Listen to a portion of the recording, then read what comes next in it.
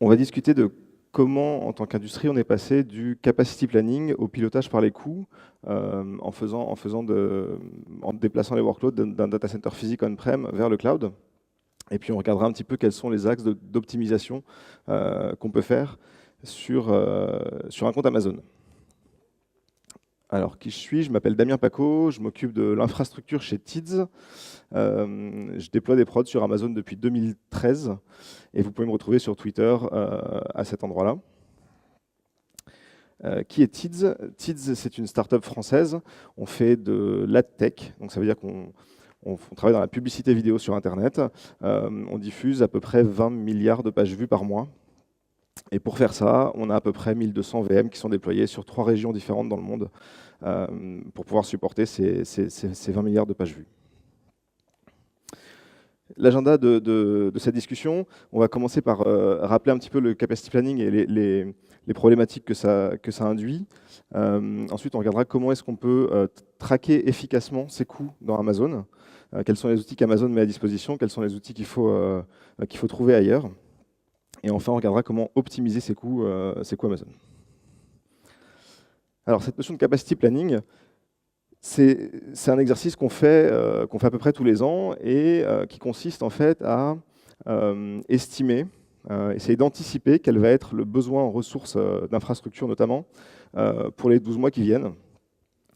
Et c'est un process qu'on a fait pendant des années dans l'IT et qui pose certains soucis. Et notamment, le premier souci que j'y trouve, c'est la flexibilité. Vous faites une fois par an cet exercice et vous vous retrouvez avec, voilà, vous prenez des hypothèses de croissance, vous dites, ma startup, elle va faire plus 15% de croissance year-on-year, et ça, c'est figé. Et du coup, vous prévoyez l'infrastructure pour cette croissance-là, vous ne la prévoyez pas en plus. On a des biais d'estimation très très importants et spécifiquement dans l'IT, et donc on est mauvais pour faire ce type d'exercice.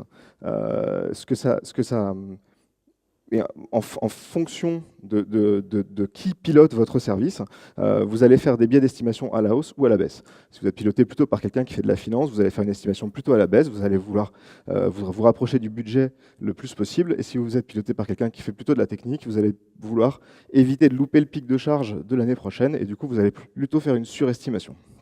Et vous allez vous retrouver donc, soit avec pas suffisamment de ressources pour supporter la croissance du business, soit trop de ressources qui font rien et qui prennent la poussière dans un placard.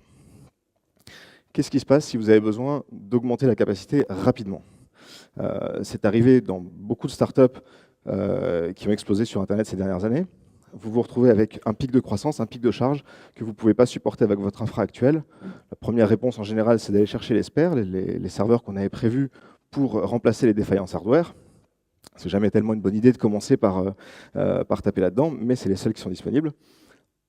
Une fois que ça c'est fait, que vous avez touché au spare, vous allez essayer de trouver quels sont les serveurs qui ne sont pas suffisamment chargés, sur lesquels vous allez pouvoir décharger votre base de données de production, par exemple. Vous allez dire, ma base de données MySQL de production, elle est beaucoup trop chargée, je vais lui rajouter un read réplica, je vais lui rajouter un slave, et ce slave-là, j'ai plus de ressources pour le mettre, et du coup, je vais le colocaliser avec un serveur qui a 20% de workload. Ça va permettre, mais vous allez vous retrouver avec des workloads hétérogènes sur des serveurs qui ne sont pas prévus pour.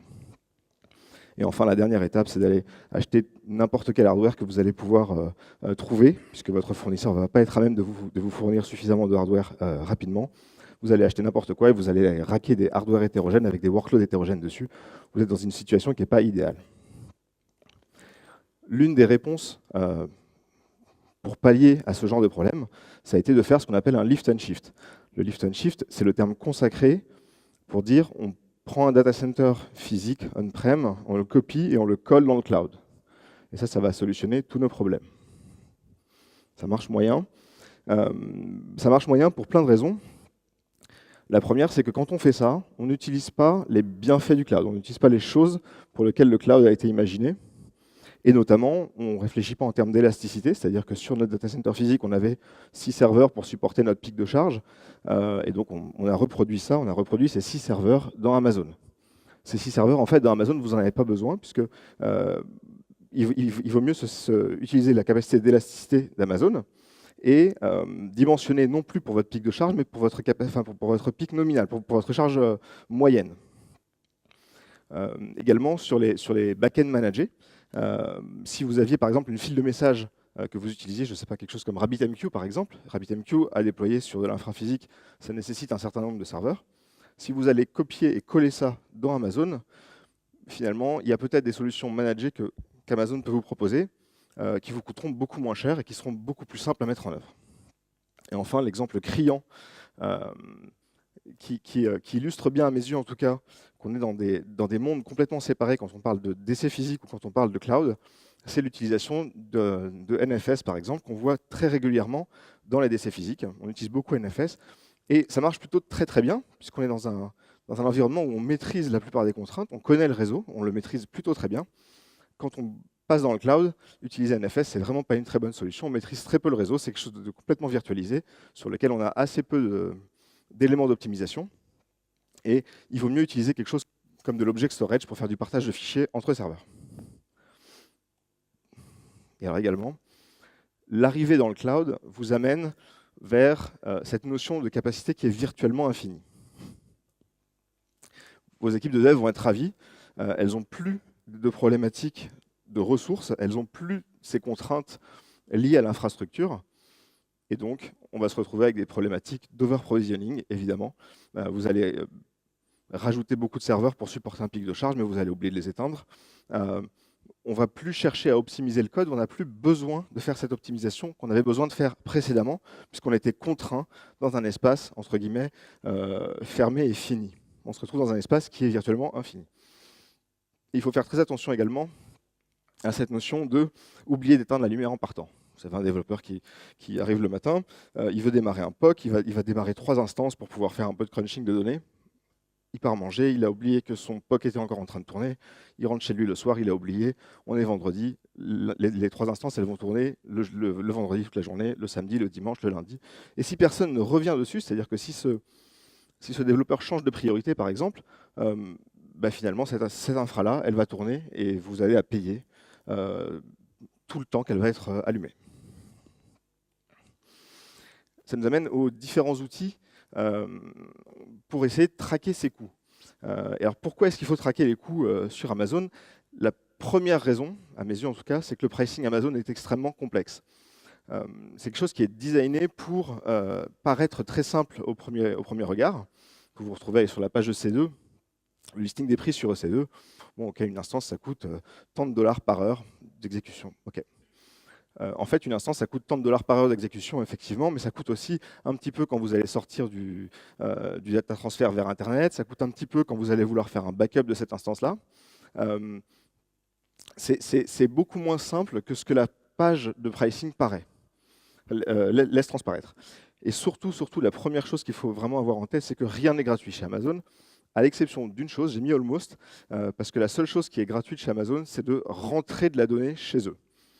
Dès que vous voulez en faire quelque chose ou la ressortir, là, vous commencez à payer. Toute la data que vous faites en input, vous ne la payez pas. Ce que tout ça induit, c'est que il faut avoir une hygiène de facturation extrêmement bien réfléchie. Il faut que vous connaissiez combien vous dépensez par jour dans Amazon, en moyenne, à plus ou moins 5%, on va dire. Pour faire ça, il faut regarder sa facture tous les jours, il faut regarder concrètement combien a été dépensé le jour d'avant. Ça va vous permettre d'identifier des uptrends. Donc, pourquoi est-ce que je suis passé de 100 $ par jour à 115 $ par jour entre mardi et jeudi? Qu'est-ce qui s'est passé entre mardi et jeudi? Qu'est-ce que je n'ai pas éteint? Quel est le workload que j'ai ajouté? Vérifier que les choses sont maîtrisées et bien encadrées. Amazon met à disposition ce qu'on appelle le simple billing. Donc, si vous ouvrez votre compte Amazon dans l'onglet facturation, vous allez trouver un dashboard qui est assez succinct d'ailleurs. Vous avez 2 graphes principaux. Vous avez un graphe qui vous montre votre facture du mois dernier, un graphe qui vous montre votre facture up to today, donc entre le premier du mois et la journée d'aujourd'hui, et un graphe qui vous montre l'anticipation que Amazon fait de votre facture d'ici la fin du mois. Alors, je ne sais pas pour vous, mais pour moi, c'est quelque chose qui est jamais accurate. C'est-à-dire que alors, c'est pas vrai. C'est le plus accurate quand on est le 30 du mois. Le forecast Amazon, le 30 du mois, il est à peu près juste, mais pendant tout le mois, j'ai des divergences absolument colossales entre ce que Amazon prédit que je vais dépenser chez eux et ce que je dépense réellement. Vous pouvez aussi regarder votre facture. Alors, je ne sais pas pour vous, moi, ma facture Amazon, elle fait 50 pages. C'est un PDF de 50 pages. C'est pas idéal de vérifier d'un mois sur l'autre et de regarder concrètement qu'est-ce qu'il y a dans ces 50 pages. Euh, donc c'est une solution qui est pas mauvaise au démarrage, mais dès que vous allez rentrer dans un petit peu d'infrastructure sur Amazon, vous allez avoir besoin de quelque chose de un peu plus détaillé, et donc vous allez activer ce qu'on appelle le detail billing. Alors c'est une case à cocher dans le compte Amazon. Vous activez ce detail billing, et Amazon, à partir de ce moment-là, va se mettre à vous déposer dans un bucket S3 que vous lui fournissez en paramètres, va se mettre à vous déposer tous les jours un fichier qui contient une ligne par élément de facturation de votre compte Amazon. Alors, un élément de facturation, c'est suffisamment atomique, c'est-à-dire c'est l'instance A a envoyé 40 mégas de données vers Internet, et donc pour un coût de quelques dixièmes de centimes de dollars. Et donc vous en avez énormément, c'est des milliers et des milliers de lignes d'items de facturation. Ces lignes-là, vous allez pouvoir les taguer. C'est-à-dire que si vous utilisez Amazon, vous savez qu'on peut taguer les instances. Et l'un des tags les plus utiles à mettre, c'est de savoir à quel projet, à quel cost center, à quelle équipe est rattachée telle partie de l'infrastructure. Pour faire ça, vous allez taguer vos instances, taguer vos buckets S3, taguer les différents éléments d'infrastructure que vous déployez sur Amazon. Ces tags-là, vous pouvez les faire redescendre dans votre billing détaillé. Ce qui va vous permettre derrière d'avoir une vue par projet, par cost center, par équipe, de combien coûte l'infrastructure exactement. Et puis après, on va voir comment on peut descendre encore plus bas. Il y a juste une petite subtilité, c'est que ce billing détaillé, il est toujours correct à J-2. Amazon vous dépose ce fichier-là le matin en France, entre 5 et 9 heures du matin, à peu près, sur le bucket S3. Et donc, ils n'ont pas eu le temps, en fait, à 9 heures du matin aujourd'hui, ce matin à 9 heures du matin, ils n'avaient pas eu le temps de compute tous les éléments de facturation que nous, on a dépensés hier. Donc, ce fichier-là, il est valide. Si on est jeudi, ce fichier-là est valide pour la journée de mardi. Ça vous donne 48 heures de retard, entre guillemets, pour identifier vos trends qui sont à la hausse. Mais malheureusement, je n'ai pas mieux à vous proposer. Amazon vous propose le Cost Explorer. Alors, le Cost Explorer, c'est un outil de reporting basique. Il est devenu un peu plus utilisable depuis sa dernière update en août 2017, pardon. En août 2017, il y a quelques mois.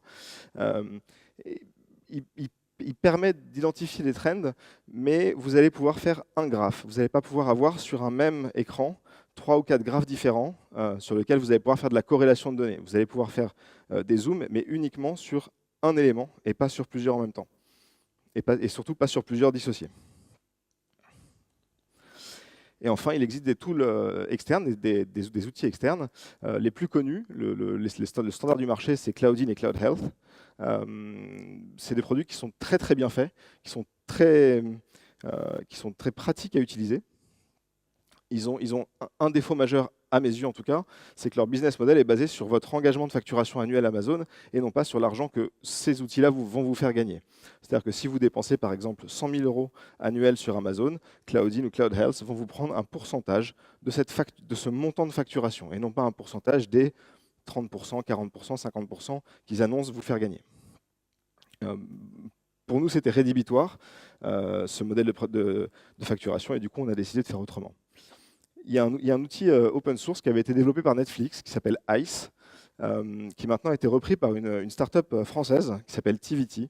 Je ne les ai pas encore rencontrés, mais j'ai bien hâte de les rencontrer dans quelques semaines. Ils sont basés à Toulouse et ils ont repris le développement actif de cet outil open source qui permet de faire à peu près ce que fait Cloudin et Cloud Health, mais du coup, il faut le déployer on-prem et eux le proposent en version SaaS. Netflix ICE, si vous voulez l'installer chez vous, on-prem, c'est pas simple à configurer, si vous voulez. Comme beaucoup d'outils que Netflix open source, ils sont très très adaptés au use case Netflix. Ils ne sont pas forcément très adaptés au use case externe à Netflix. La solution que nous, on a choisie, c'est d'écrire une petite lambda, donc d'écrire un petit bout de JavaScript qui fait, je sais pas, entre 100 et 200 lignes de JavaScript, et qui fait simplement l'ingestion du fichier de detail billing dont on parlait, et qui l'écrit dans Redshift. Redshift, c'est le data warehouse de manager d'Amazon. Et une fois qu'on a écrit toutes ces lignes-là dans un dataware, on va pouvoir les requêter en SQL, tout simplement, avec n'importe quel outil de reporting qu'on peut plugger sur Redshift. Et enfin, moi j'utilise encore un petit peu Excel et Google Sheet pour piloter. Je vous montrerai un peu plus loin quel type de graphe je sors avec quel outil. Ben voilà. Ça c'est mon outil quotidien de visualisation de notre facture jour par jour. Ce que ça me permet de voir, c'est que on a moins d'activité le week-end. Hein. Les 2 jours les 2 jours collés qui sont un petit peu en dessous des autres, c'est les 2 jours de week-end, et on voit qu'on a plus d'activité aussi, à peu près autour du 15 du mois, vers la fin du mois. Ça, c'est la vue ultra macro. J'ai aucune case j'ai aucun zoom qui n'est fait. Et ça me permet de savoir quel service, donc chaque couleur représente un des services applicatifs de l'entreprise, quel service nous coûte le plus cher sur Amazon, quel jour. Le même outil nous permet de zoomer, et du coup c'est là qu'on voit la différence entre le Cost Explorer et ce qu'on peut faire juste en faisant une lambda qui est écrite dans Redshift. Juste en faisant une lambda qui est écrite dans Redshift, on peut se retrouver à faire cette data vise là. Ce que c'est grave, donc ça c'est un zoom sur un de nos services. On a à gauche la colonne, donc c'est les dollars par jour. Et on voit très bien donc, que sur ce service-là, sur le tout début du mois, on a eu besoin de box de type R4 2X large. On en a eu besoin très précisément pendant 3 ou 4 jours. Et ensuite, on les a éteintes parce qu'on n'en avait plus besoin. Et on voit aussi, c'est la ligne violette en bas, que les box de type R3 2X large, on en avait une qui tournait en trop pendant tout le mois, et on l'a éteinte en fin de mois. Et du coup, on voit la ligne qui redescend. Ça permet de faire un pilotage très fin, produit par produit, projet par projet, équipe par équipe, de combien vous coûte votre infra Amazon. Et donc ça, c'est le fameux graphe que je fais encore avec Excel. Ça me permet d'intégrer dans mon coût moyen journalier, de lisser les réservations qu'on va faire. Donc on va discuter des réservations sur Amazon comme outil d'optimisation. C'est un outil que vous pouvez lisser, mais il faut le faire à la main. Et ça permet aussi les différentes rebates. Donc quand Amazon fait une erreur de facturation, il vous rend de l'argent, et il vous le rend sur une journée précise. Dans un outil comme celui-là, ou comme celui-là, ça ferait d'énormes pics à la hausse ou à la baisse. Et donc, on vient les lisser avec Excel. Ça simplifie la visualisation pour faire du reporting au top management. Alors maintenant, parlons un petit peu d'optimisation des coûts. Quels sont les leviers qu'on a pour optimiser les coûts sur Amazon? Alors le premier levier, c'est le plus connu évidemment, c'est cette notion de réservation. C'est assez ironique parce que finalement, on se retrouve à faire du capacity planning. Quand on réserve des instances sur Amazon, en fait, on dit ces instances-là, on est sûr d'en avoir besoin pendant 12 ou 36 mois. Ou en tout cas, on va les payer, et du coup, il va falloir les utiliser. Vous avez plusieurs options pour réserver des instances. Vous avez des instances qui sont standards ou des instances qui sont convertibles. La différence, c'est que sur les standards, vous ne pourrez pas changer de famille d'instances. Donc sur Amazon, vous avez les familles, des types d'instances, des familles. Par exemple, vous avez les instances Compute Optimize, c'est la famille C. Si vous réservez des instances de type C, vous pourrez, en standard, vous pourrez monter ou descendre, mais vous ne pourrez pas passer de C à M. Sur les convertibles, vous pouvez le faire. Par contre, ça implique un engagement de 3 ans, chose que nous, chez Tids, on choisit de ne pas faire. Parce qu'on trouve que 3 ans, c'est du capacity planning sur beaucoup trop longtemps pour que ce soit rentable pour nous. Vous avez le choix soit de ne pas donner d'argent à Amazon tout de suite, donc c'est le no upfront, soit d'en donner une partie. Donc admettons que vous vouliez réserver une instance qui vous coûte 1 000 $ par mois pendant 12 mois. Vous avez le choix, soit vous donnez rien, et puis Amazon va vous faire 15% de rebate là-dessus, soit vous donnez un petit peu d'argent, vous donnez, je ne sais pas, 7 000 $ par exemple sur ces 12 000, puis après vous allez donner le complément tous les mois, et Amazon pour ça va vous faire 35% de rabais sur le prix de cette instance. soit vous faites full upfront, c'est-à-dire que vous donnez tout l'argent d'un coup et puis on n'en parle plus jamais. Et dans ce cas-là, Amazon vous fait aussi 35, enfin, entre 35 et 38% de rabais. On voit bien que, en tout cas selon nous, la bonne stratégie, c'est de faire du partial upfront. C'est ce qui vous donne le plus de flexibilité et qui vous immobilise pas trop de trésorerie non plus pour pouvoir runner votre prod pendant 12 mois. Donc vous avez le choix entre 1 an et 3 ans. Je ne sais pas pourquoi il n'y a pas 24 mois, mais en tout cas, voilà, vous pouvez choisir entre 1 et 3 ans. N'oubliez pas de réserver tout ce qui va être connexe à EC2. Les gens réservent très souvent EC2, mais finalement, RDS, donc votre base de données, il y a à peu près toutes les chances qu'elle tourne, qu'elle soit allumée 24 heures sur 24, 7 jours sur 7 pour les 12 prochains mois, quoi. Si vous mettez de la prod sur Amazon, il y a à peu près, c'est à peu près certain que vous allez runner votre base de données. Donc il faut la réserver, c'est vraiment important. Tout ce qui va être Elastic Cache, donc les Redis managés, les Memcache managés, c'est à peu près la même chose. Vous pouvez les réserver si vous voulez. Redshift évidemment, et aussi DynamoDB. Vous pouvez réserver de la capacité sur tous ces outils-là. On pense souvent à réserver EC2 et pas souvent à ces outils-là. Donc voilà, pensez-y. Ensuite, un autre levier d'optimisation très important, c'est S3. Sur S3, moi, toutes les entreprises dans lesquelles je suis passé qui avaient des comptes S3 avaient des fichiers sur S3 dont elles connaissaient à peine l'existence et qu'on ne supprimait jamais. Ça fait partie de ces éléments de capacité qui est virtuellement infini. Le stockage sur S3, il coûte très peu d'argent et en plus, on peut en mettre énormément. Et du coup, en fait, on ne fait pas attention à ce qu'on y met.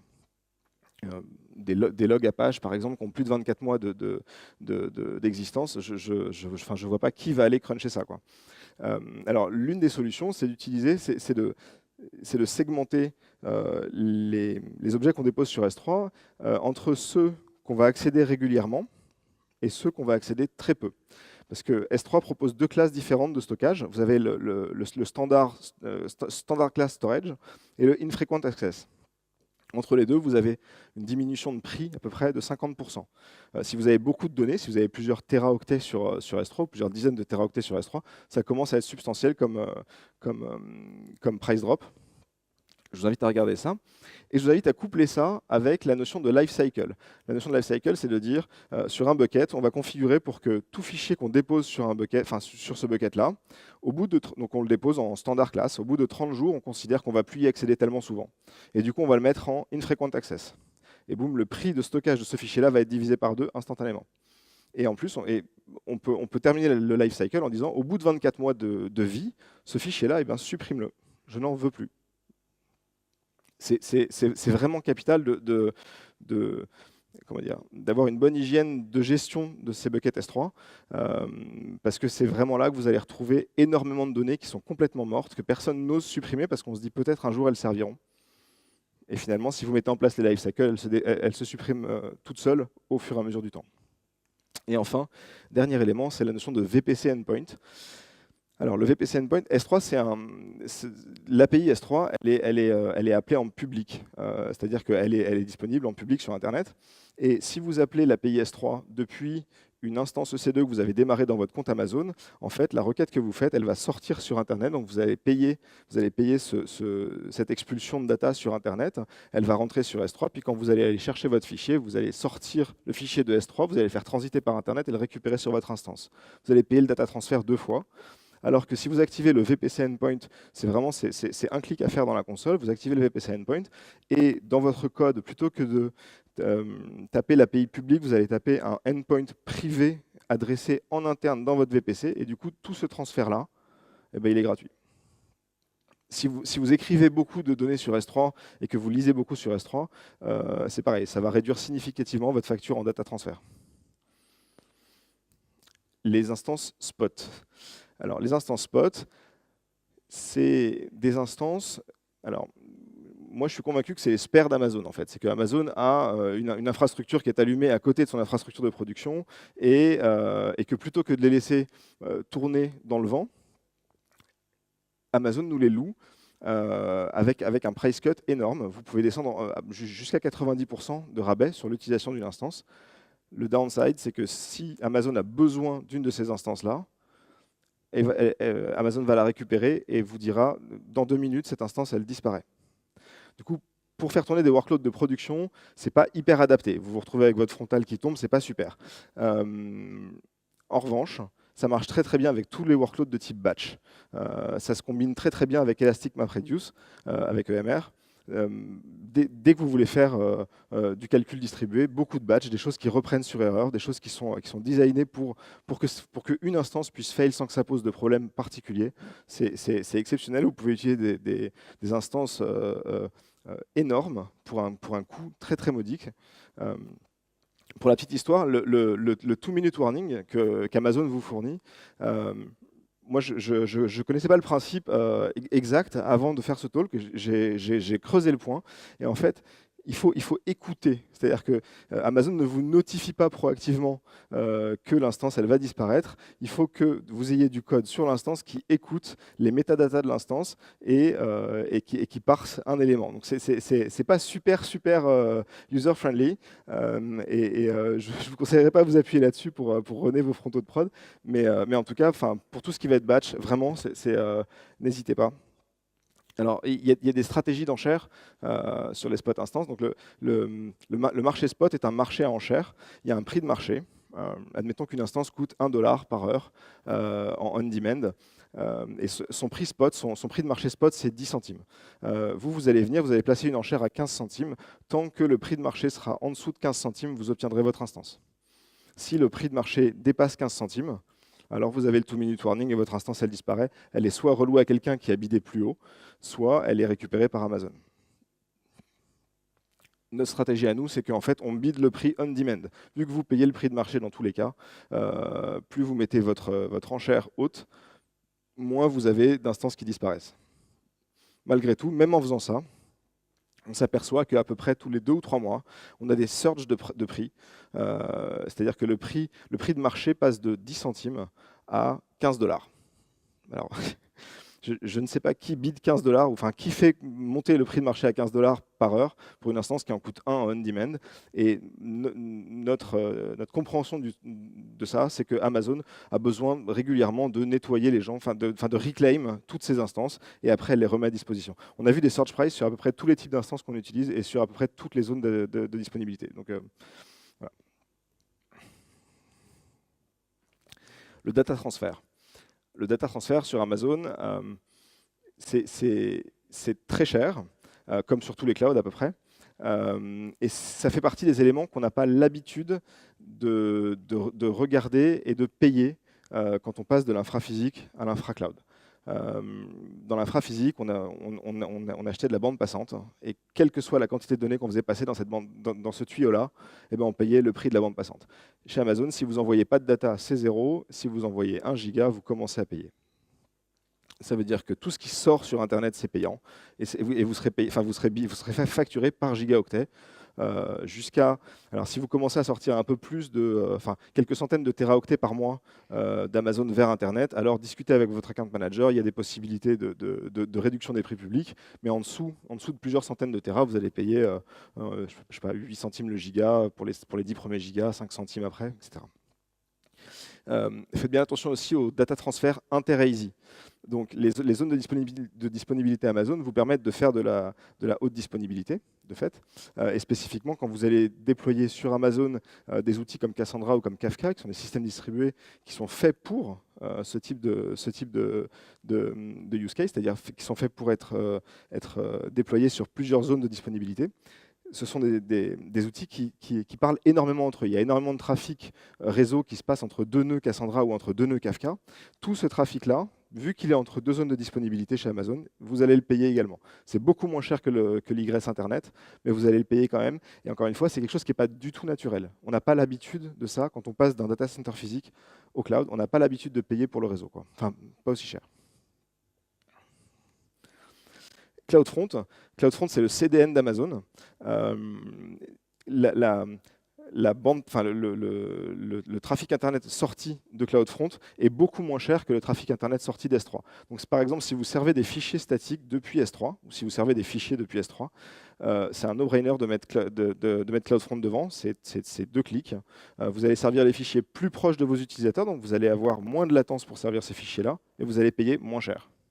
Vous avez à peu près rien à faire que de cliquer sur 3 boutons, quoi. C'est vraiment très important de savoir que CloudFront est beaucoup moins cher. Et on peut réserver de la capacité sur CloudFront. Ça veut dire que dès qu'on dépasse, et c'est beaucoup plus faible que les centaines de terras dont je parlais. C'est-à-dire que dès que vous dépassez 10 teraoctets, par exemple, expulsés par mois via CloudFront, vous pouvez commencer à discuter les prix et à vous engager sur une bande passante constante sur CloudFront tous les mois.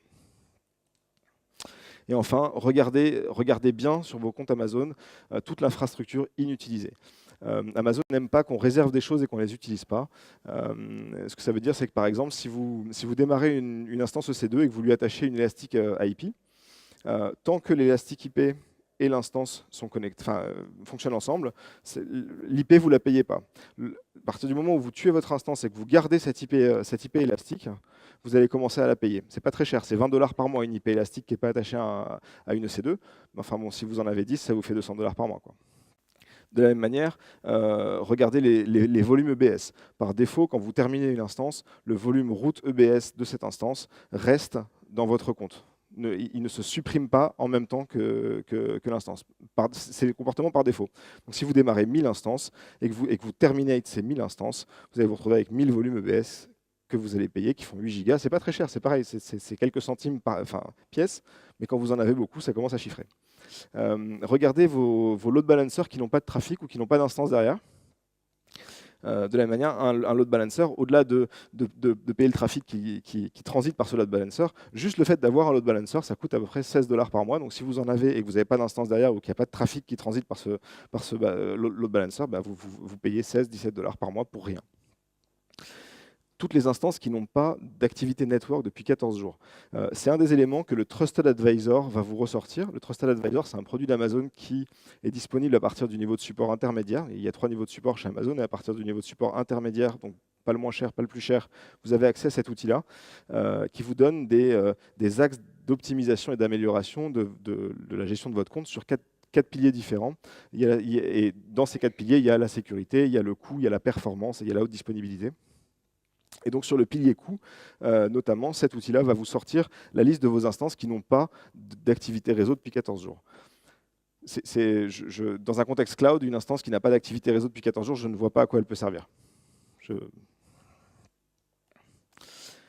Si on doit résumer les différents éléments qu'on a vus, pour aller vers le cloud et pour faire du pilotage par les coûts, je vous invite à cloudifier vos workloads. Ça veut dire à transformer à aller plus loin que juste le lift and shift, à vous adapter à l'élasticité du cloud, à vous adapter à utiliser les différents produits, les différents back-end managés que va vous fournir alors Amazon dans ce cas-là, mais ça peut être GCP. Tout ce que j'ai dit s'applique à peu près pour d'autres fournisseurs cloud. Monitorer vos coûts de manière quotidienne. C'est vraiment très très important. Quand vous avez un compte qui commence à grossir, quand vous avez un peu plus de trafic, c'est vrai que c'est quelque chose qu'on met un peu de côté. Je vous invite à continuer à regarder ça de manière quotidienne. C'est vraiment capital de piloter ça comme ça. Utilisez les réservations et les instances pod si votre workload s'y prête.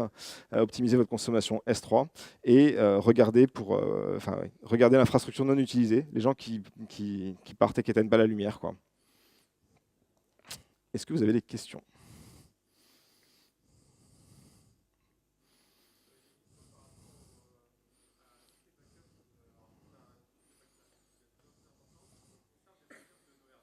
Oui. Ouais.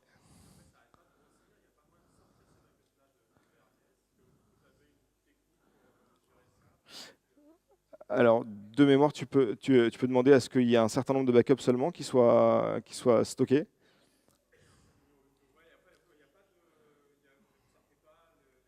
Non. Non. Non. Alors, nous, on ne le fait pas. Moi, j'ai vu des entreprises faire garder un slave on-prem et faire les backups avec ce slave-là. Comme ça permet de garder, d'avoir les backups sur le très long terme sans que ça coûte trop d'argent, quoi. Après ton besoin, c'est de garder des backups qui ont plus de 7 ou 8 jours, ou plus de 30 jours d'existence.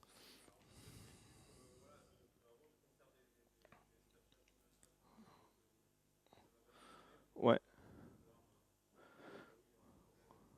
Ouais.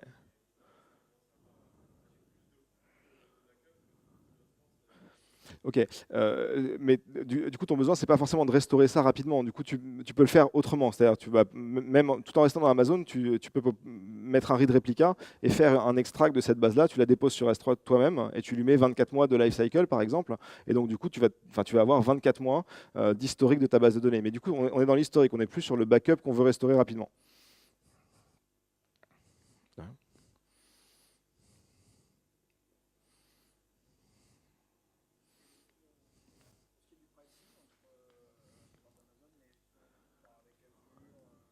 Alors, Alors, Azure, je connais moins. On n'utilise pas. On utilise aussi GCP. Euh, Google a une politique de pricing qui est un peu plus facile à appréhender, un peu plus souple. Et notamment, vous n'avez pas besoin de réserver d'instance chez Google pour avoir un rabais. C'est-à-dire qu'à partir du moment où vous utilisez une instance pendant plus de 15 jours, et ben automatiquement, Google Cloud va vous faire un rabais de 10, 15, 20, 25% en fonction de la durée d'utilisation. C'est des petites choses, effectivement, qui rendent le pricing un peu moins complet. Enfin, en tout cas, on a moins besoin de faire du capacity planning, hein, chose qu'on continue à avoir besoin de faire un petit peu chez Amazon. Mais le pricing Google reste extrêmement complexe, c'est-à-dire que vous allez être billé pour les gigas de données qui transfèrent d'une zone à une autre. Vous allez être billé pour plein de petits éléments de la même manière qu'Amazon, quoi. La dernière question. Allez, on y va.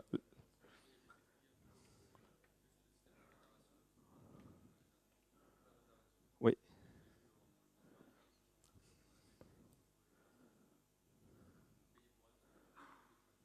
d'accord.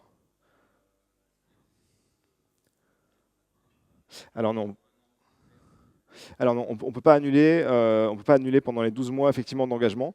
C'est vraiment le principe de la réservation. Euh, il faut être certain que effectivement les instances qu'on va acheter pour les 12 prochains mois, on va s'en servir parce que effectivement sinon on paye pour de l'infra qu'on n'utilise pas. Nous, le choix qu'on fait, c'est de réserver un peu moins de 50% de notre besoin capacité. En faisant comme ça, on est à peu près certain de ne pas perdre de l'argent. Et il y a un point d'inflexion autour de 75% d'utilisation, puisqu'on a, on a entre 25 et 30 points de rabais sur l'instance. Donc si on l'utilise 75% du temps seulement pendant les 12 prochains mois, on est déjà flat en termes de prix. Et puis si on l'utilise plus que ça, eh ben c'est de l'argent gagné. Alors, il y a un mécanisme, effectivement, moi j'en ai beaucoup entendu, j'ai jamais réussi à en revendre, j'ai jamais réussi à en acheter sur le marketplace. Alors, je crois qu'il faut il faut avoir un compte comptable aux USA pour pouvoir faire des reventes. Moi, j'ai jamais réussi à en acheter. J'en ai jamais vu de disponible sur le second, sur le second marché, quoi. J'en ai jamais vu de disponible. Et il faut avoir un compte bancaire aux US, absolument. Il faut pouvoir être bilan en dollars. Ouais. Merci beaucoup.